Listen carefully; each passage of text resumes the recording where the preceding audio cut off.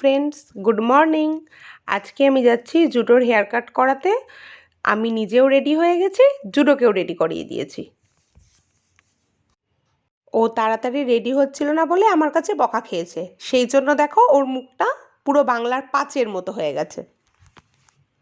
আমাদের বাড়ি থেকে স্যালন মাত্র 10 মিনিটস দূরে, সেই জন্য আমরা টোটো করেই যাচ্ছি। আর যেতে যেতে রাস্তায় একটা মন্দির পড়েছে। এই মন্দিরটা দেখো, এটা একটা শিব মন্দির। মন্দিরের পাশে একটা পুকুরও রয়েছে বড়। দেখতে দেখতে স্যালন পৌঁছেও গেলাম। এখান থেকেই জুডোর হেয়ার কাট করি আমি। স্যালনে ঢুকেই 5 মিনিট ওয়েট করতে না করতেই জুডোর হেয়ার কাটের ডাক এসে গেল। এখন জুডো হেয়ার কাট করাতে কত এক্সাইটেড থাকে। আমি তাই ভাবি, আর ছোটোবেলায় ও যে কী ভয় পেত, স্যালন দেখলেই দূরে পালাতো। আর এখন হেয়ার একটু বড় হলেই বলে, মাম্মাম তুমি কবে আমার হেয়ার কাট করাতে নিয়ে যাবে। আগে জুডোর হেয়ার কাট করানো মানে রীতিমতন যুদ্ধ ছিল।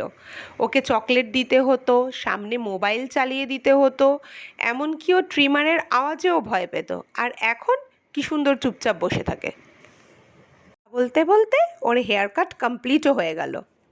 এখানে ওর হেয়ার ওয়াশটা পরে হয়েছে, কারণ আমি ওকে অলরেডি বাড়ি থেকে হেয়ারটা ওয়াশ করিয়েই নিয়ে এসেছিলাম। স্যালনে জুডো হেয়ার ওয়াশ করাতে খুব পছন্দ করে, কারণ ও বলে নাকি ওর রিল্যাক্সেশন হয়। এটা তো ন্যাচারাল, তাই না বলো? কারণ বাড়িতে কি আর শুয়ে শুয়ে হেয়ার ওয়াশ হয়? এটা তো শুধুমাত্র স্যালনেই পসিবল।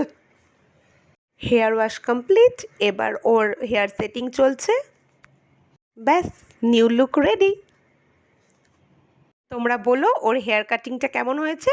এবার আমরা বাড়ি যাব। টাটা।